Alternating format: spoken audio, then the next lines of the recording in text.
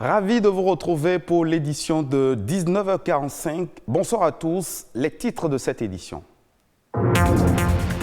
Il faut agir et protéger les zones humides, l'un des plus précieux écosystèmes du monde, mais malheureusement fragiles. Il faut les protéger. En les préservant, nous protégeons aussi la nature et l'humanité. Des milliers de personnes décèdent chaque année dans le monde d'une hépatite selon l'Organisation mondiale de la santé. Mais pour être soigné, encore faut-il savoir que l'on est malade. Le dépistage reste la solution. La gestion des ressources humaines n'est souvent pas une chose aisée, alors que la performance du personnel dépend souvent de la qualité du chef d'entreprise. Il importe de savoir comment on conduit ses employés. Conseil à suivre dans cette édition.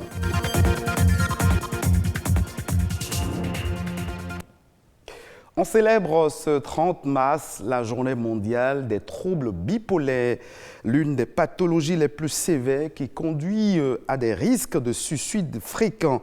La maladie bipolaire se manifeste par des épisodes dépressifs et maniaques, des débordements d'énergie, une perte de sommeil ainsi qu'une faible motivation et un désintérêt des activités quotidiennes. Selon les estimations, l'apparition des troubles bipolaires chez 30% des patients remonte à leur plus jeune âge, surtout entre 18 et 24 ans. D'un sujet de santé à un autre, on s'intéresse à présent aux hépatites. Souvent qualifiées de tueuses silencieuses, les virus des hépatites sont multiformes et seul un dépistage précoce permet de connaître son état sémiologique. Quelles sont les voies de transmission et les traitements disponibles pour soigner les hépatites? Élément de réponse dans ce reportage. Dans le monde, il existe plusieurs formes d'hépatite virale. Selon le dernier rapport mondial de l'OMS, 325 millions de personnes sont atteintes de l'hépatite B ou C. Les spécialistes évoquent des causes variées. Et ces virus sont désignés dans l'ordre alphabétique suivant leur découverte de A, B, C, D et E. Au Bénin, c'est les causes infectieuses. Et dans ces causes infectieuses, on va parler des causes infectieuses virales. Il y a les causes toxiques et il y a des causes métaboliques. Ça concerne les sujets qui sont souvent très obèses. Il y a d'autres causes, les causes immunologiques, les tisanes que vous prenez, certains médicaments aussi qui peuvent être cause d'inflammation du foie. Au Bénin, les hépatites B ou C exposent plus à la chronicité lorsqu'ils ne sont pas tôt détectés, tant les signes sont silencieux. Il y a ce qu'on appelle les infections aiguës et les infections chroniques. Aiguës pour dire que le délai de l'infection ou de l'inflammation jusqu'à la guérison de la maladie, ça n'excède pas les 6 mois. Quand l'infection évolue au-delà des 6 mois, on parle de chronicité.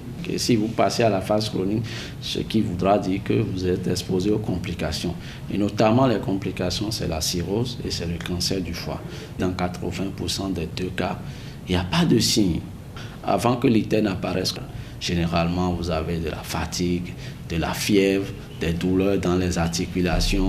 L'hépatite est qualifiée de tueur silencieux. Son mode de transmission reste tout précoce et dangereux.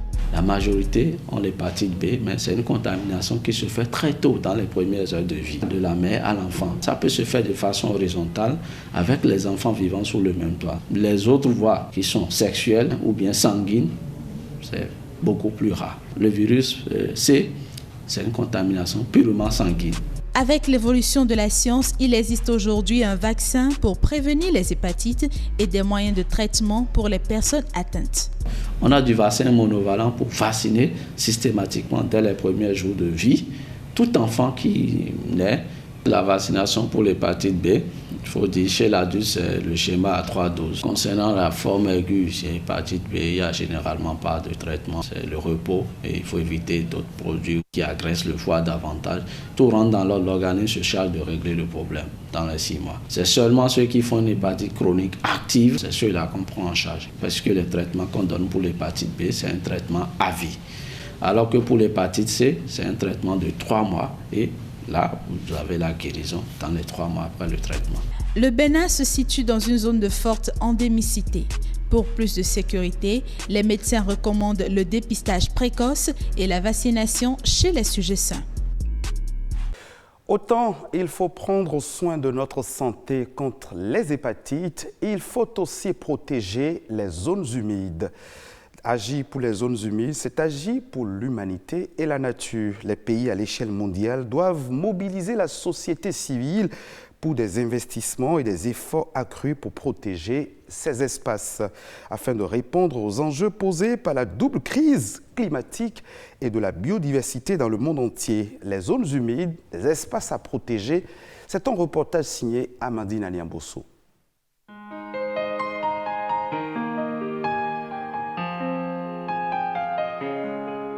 Une zone humide est un terrain gorgé d'eau de façon permanente ou temporaire. Elle peut vêtir plusieurs aspects, mais quelle que soit leur forme, les zones humides assurent des fonctions indispensables à l'homme. Le fait que l'eau soit présente de façon temporaire ou définitive permet aux habitants des zones humides de faire de la production de contre-saison. La production végétale, la production animale, faire l'élevage de volailles, l'élevage de porcins, la production de poissons, la pisciculture par exemple. Ces zones-là sont également riches pour faire de l'écotourisme. Il y a un autre avantage, c'est que ces zones humides sont importantes pour la conservation de la biodiversité. Les zones humides nous rendent bien plus de services et pourtant, elles sont menacées de disparition. Au Bénin, il faut dire que beaucoup de choses sont faites pour d'abord recenser les zones humides et tout est fait pour faire en sorte que ces zones humides ne soient plus des zones d'agression anthropique. La coupe de bois, les feux de brousse, la pêche illégale, la pêche non conventionnée. Ces écosystèmes sont aussi sujets aux effets des changements climatiques. Vous savez, pour qu'une zone humide continue d'être appelée zone humide, il faut de l'eau. Mais aujourd'hui, le régime pluviométrique n'est plus maîtrisé, le volume d'eau qui tombe chaque année n'est plus stable et ces variations soumettent les espèces qui y vivent à des efforts d'adaptation. Donc à des moments donnés, si l'espèce ne peut plus s'adapter, elle sera menacée de disparition. Il est donc temps d'agir pour les zones humides et promouvoir un usage durable de ces milieux fragiles. Que ce soit en devenant des champions de la conservation, en réorientant le financement public et privé, en transformant les pratiques agricoles, en réduisant les pertes d'eau, en contribuant aux efforts de restauration ou en soutenant des nettoyages locaux des zones humides, nous pouvons tous agir. L'avenir, pour être durable et prospère, dépend de nos actes d'aujourd'hui. Protéger les zones humides, c'est aider la planète à se reconstruire. C'est l'une des façons les plus simples et efficaces pour protéger l'environnement, par conséquent, sauver l'avenir. En milieu professionnel, la gestion du personnel constitue un véritable casse-tête pour beaucoup de chefs d'entreprise. Selon certains spécialistes en gestion d'entreprise, la performance du personnel dépendrait des qualités de leurs devanciers. On voudrait parler du chef d'entreprise. Comment donc gérer les employés afin de favoriser l'essor de son entreprise? Alès Balogun, coach, consultant en gestion d'entreprise, nous éclaire à travers cet extrait. Un leader, c'est quelqu'un qui doit être capable de gérer lui-même d'abord ses émotions, gérer d'abord son caractère, parce que tu diriges par exemple. Le leader doit pouvoir se gérer et maintenant il sera facile pour lui de gérer aussi son personnel ou de gérer ses collaborateurs. Un chef d'entreprise, c'est une personne qui a une vision et qui met ses visions en objectif. Objectif à long terme et objectif à court terme. Qui communique à son personnel pour dire voilà là où nous allons. Si le chef d'entreprise ne voit pas loin, comment est-ce que les employés peuvent voir loin? Vous devez comprendre que les collaborateurs, pour qu'ils puissent donner leur meilleur, il faut des systèmes en place. Un, c'est d'abord les fiches de poste. Donnez à chaque personne ce que vous attendez de la personne. Le cahier de charge bien défini. J'attends de toi telle chose et telle chose de façon claire. La deuxième chose après la fiche de poste aussi, c'est un système d'évaluation mensuelle. Le personnel doit être évalué à la fin du mois. On doit savoir est-ce qu'il a atteint les objectifs, est-ce qu'il a réalisé ce qu'on attend de lui. Si vous n'avez pas un système d'évaluation, vous allez mal gérer vos personnels. Parce que le système d'évaluation permet au personnel ou aux collaborateurs de savoir j'ai mal travaillé, je n'ai pas bien travaillé ce mois, je n'ai pas eu la note qu'il faut.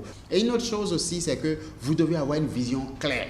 Une vision à long terme, une vision qui inspire les collaborateurs. Et il ne faut pas juste donner des ordres aux gens, donner des instructions. Toi, fais ça, toi, fais ça. Le chef d'entreprise aussi doit comprendre que le langage est capital. Il y a des choses qu'on ne peut pas dire. Il y a des choses qu'on veut dire aussi, qu'on doit savoir comment le dire. L'objectif, ce n'est pas s'exprimer. L'objectif, c'est atteindre un résultat. Donc, il ne faut pas dire, je dis ça parce que je suis l'employeur. Vous n'êtes pas l'employeur. Vous êtes aussi employé par l'entreprise. L'entreprise est l'employeur de tout le monde. Celui qui est le promoteur ou le chef d'entreprise, il est aussi employé. À l'instant, les conseils de Alès Balogun, chef d'entreprise, coach en motivation et développement personnel. D'autres informations pêle-mêle au plan national dans cette édition. Arnaud Adadja nous propose La Nation en bref de ce mercredi.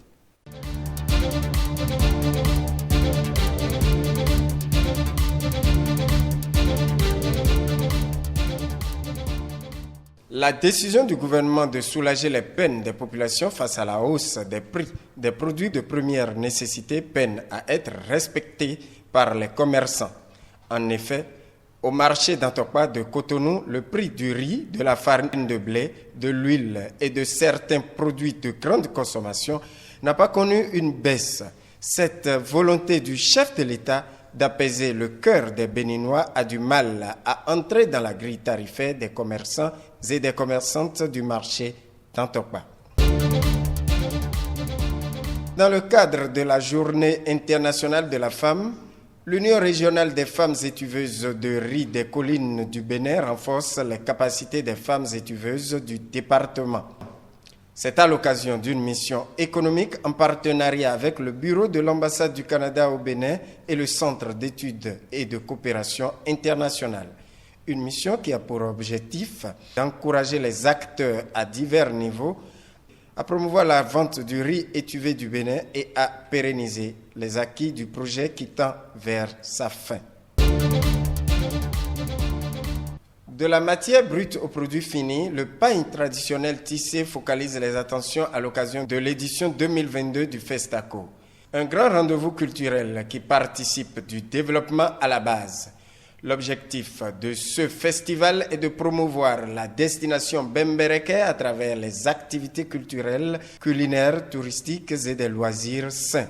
Le pain tissé communément appelé taco incarne la supériorité, la considération, le prestige et la sagesse. C'est une tenue qui, malgré le temps, la technologie, les styles demeurent une marque identitaire du peuple bâtonnou. Le Festaco reste un cadre de promotion des produits issus de ce pain tissé, une occasion pour apprécier les merveilles du taco des milieux bâtonnous et Fulfulde.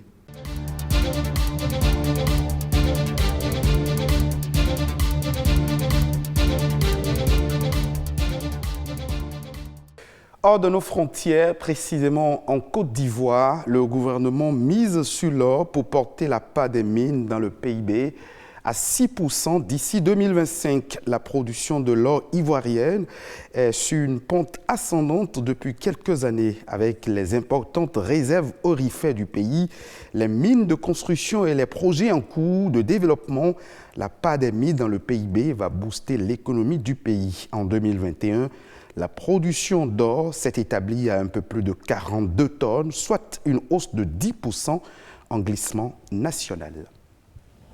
Merci de votre fidélité. Vous pouvez revoir cette session d'information sur le www.ortb.bj. Merci de nous avoir suivis.